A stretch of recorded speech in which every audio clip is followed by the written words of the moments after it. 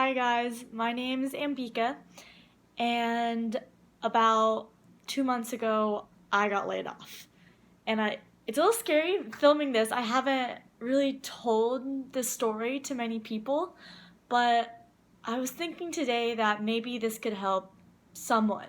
If it helps one person, then this is worth my time filming this and posting this on the interwebs.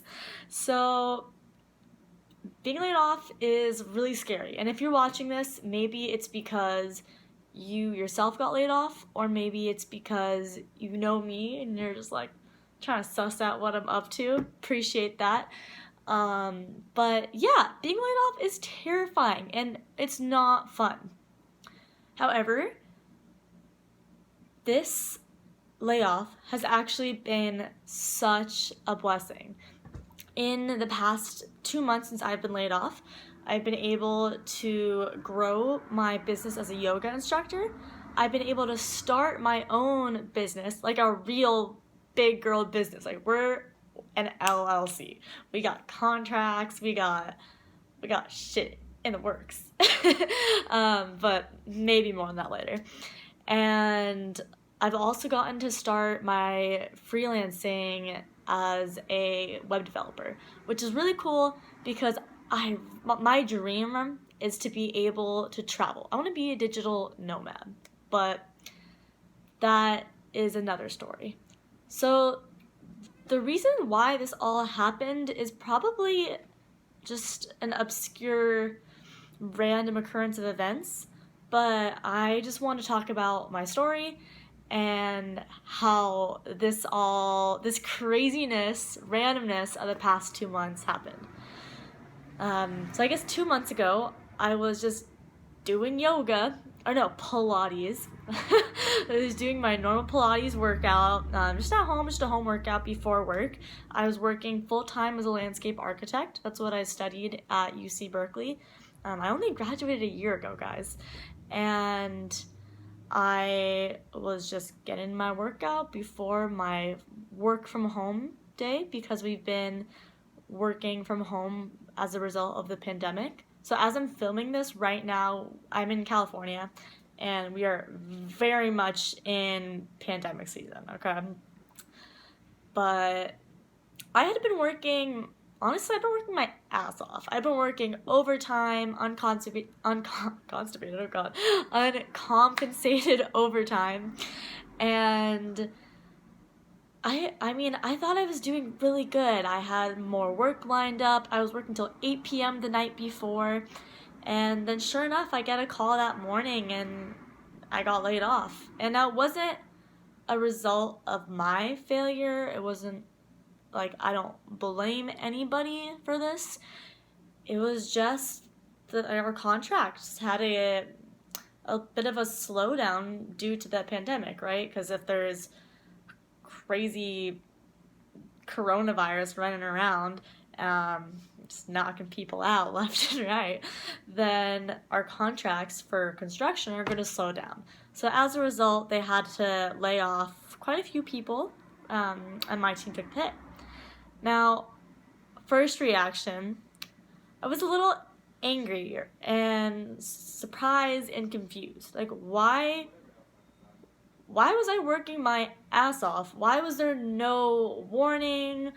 And I was scared. Like, I graduated a year ago and I've already gotten laid off. That's not the vision I had in mind, right? I have a vision of being this nice, like, top CEO lady strutting around in heels, shuffling papers around, meeting with clients, and in a snap, right, one call, it's all gone. And now that's not to say that could still happen.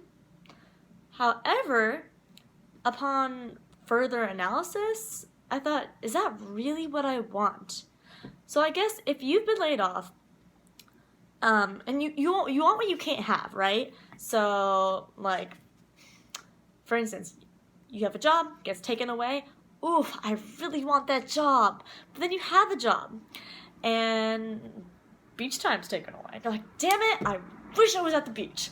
So, I mean, that I went through that phase, but then a little bit later, not a little bit, like maybe, I don't know, maybe like a couple days later, I was like, honestly, I'm gonna make the best of this. This has happened for a reason. The universe works in funny ways, and maybe the universe doesn't want me to have a job. Maybe I'm meant to do, not a job. Everybody needs like some kind of income, right? But maybe I'm meant to do other things, not in an office space. So I was like, okay, I'm gonna just make some pancakes. Because when you're stressed out and you need to, I don't know, you're hungry, you're stressy, I don't know, I just fucking made some pancakes. And I was like, damn, I really wish I had matcha pancakes. Do I have matcha? No. Can I buy this? No. And my boyfriend was sitting right at the kitchen table, and he was like, hey, I just like looked it up, and it didn't exist, so we started a business, and that's been crazy. I mean, I never thought at 23 I would have my own business, so very exciting news there. And what else? I mean, I sat my ass down and I did a coding boot camp because I'm like, I want to be able to travel. What's something I can do to enable me to work on my own time? Like, I want to be my own boss. I don't want to work for somebody else. I don't want to have to check in for like, oh, can I take a 15-minute longer lunch? Like, screw that. If you want to surf at lunch, go surf at lunch. If you want to, like, I don't know, go to the beach in the morning, like, and start later, do that. If you want to start earlier, and like, you should be able to do what you want and not have to work the rest of your life under somebody else's control. Now, for some people, that format works great. And, you know, if you're at a company right now and you're thriving, you love your coworkers, your bosses are great, you're happy, then that is so awesome, and I commend you. And I mean, I love my coworkers and my like bosses too, but personally, I'm a very free-spirited person, and that kind of system, at this point in my life, it's not for me. And I would much rather work 16-hour days doing something that I love for my own projects as opposed to working 10-hour days for something that's not mine. And if that's relatable to you, then awesome. And if not, that's awesome too, okay? There's so many different kinds of people in the world. But I guess there's a phrase that someone told me yesterday, actually. And it's, if you do something you love, you don't work a day in your life. Something like that. And that's what I've been noticing. I mean, I've been hustling, guys. I've been hustling hard. I've been waking up, working out, teaching yoga, coding multiple websites, learning how to code. Coding so hard. Yeah, I don't know how people do it, but anyway, I guess I know how now. And like figuring out no one teaches you how to start a business, right? You don't go to school and like there's not a class like, here's how you start a business, here's how you form an LLC. That's something you just kind of have to figure out. And one thing that I am gonna do is maybe you're watching this and this thing is already started. I don't know. This is the first video I've ever made, clearly. But we're gonna start a video or a series on how to start a business. Maybe of course there's other series out there like that, but I just think that what I've gone through is interesting, and I think a lot of people could benefit from it. I think there's a lot I've learned, and if I was going through this again, I know it would have been nice to have somebody to be able to help me, like, just give me some tips and pointers on, like, what the heck to do. And, I mean, I'm still learning, guys. I'm no expert, but it has been a lot more successful than I thought it would be. Like, my goal was to sell 30 units. Like, if I sell 30 units, then I can hire a contract food manufacturer for my business super batter, and yeah, like, hit the ground running. So guess what, guys? We sold, it's been like 3 weeks since we launched, and we've sold like over 250 units, so really exceeded my goal of 30. But yeah, it's been really empowering and really awesome. Now, I don't want to sugarcoat it, right? I don't wake up and I'm like, every day is awesome, everything is great. Like, I am a pretty positive person, and I do go through those phases. But, I mean, yesterday I had a breakdown. I was like, damn it, like, I'm unemployed, I'm on, like, government money, I don't have a fucking car. Yeah, my car broke down. I'm in Orange County without a car.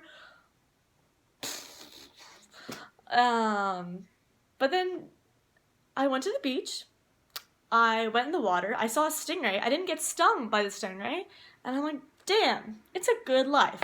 I did not get stung by this stingray.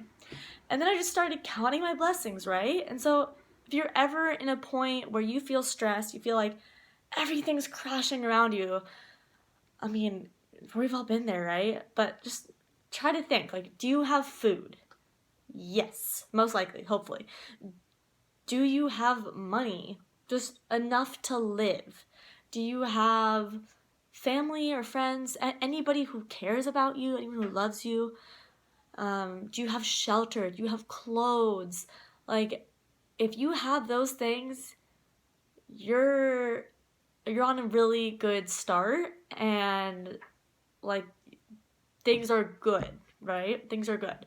So I guess if you've been laid off and you're watching this, like, the world's not over. You know, you've been given an opportunity. So take this as an opportunity. Think about what you really want, okay? Don't think about what other people in society think you want. Don't think about what you want to look like on your LinkedIn profile, okay? Don't try not to let your career identify you. Just think about your goals, your values. Do you want to be able to raise a puppy? Do you want to go travel? Do you want to spend more time with your family? Do you want to focus more time on working out? What are some of your passions? Think about that, and then think about where you want to live. Think about how you want to spend your day to day, and then do something to support that. One woman I really admire, she's this cool chick named Alora, and I met her a few years ago in Laguna Beach I was doing acrobatic yoga with one of her friends, and I met this cool chick who she lives between Hawaii and Long Beach and this tiny town called Los Pargos in Costa Rica. And, you know, when you think about that, you're like, man, that person must be loaded. Like, I'll never be able to do that. Like, I wish I could travel and live in these places. Well, like, guess what? You can. She doesn't have, like, a full-time job. She doesn't have a ton of money. She worked for a bit in her 20s, and then she probably hit around 30, and she's like, you know, I don't need to be saving up all of this money so that one day, should I live to 65, I can retire and then start living my life when I'm old and my body isn't working as well as it used to be. Like, that doesn't make any sense. So she just makes it work. She does surf photography, she does massage, she plays ukulele, teaches paddleboarding. Like, you do a bunch of random jobs and figure out a way to make it work. So you don't have to be a billionaire. You don't have to be super smart. You don't have to be, like, from a wealthy family. I mean, yes, all these things help, but, like, try not to let any difficulties, try not to use anything as an excuse, I guess. Like, sure, there are things that could make life easier, right? But if you've been given this deck of cards, figure out a way to make it work, right? Like, do what you need to do to live a life that you want to live. So I guess that was my ramble for today. But I really hope this helped at least one person, or maybe you just found it interesting to listen to my rants and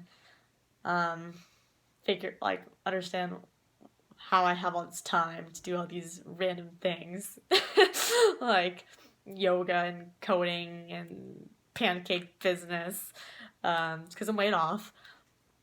But again, being laid off does not need to be a bad thing, okay? So with that, have a beautiful rest of your week, and I will talk to you guys soon.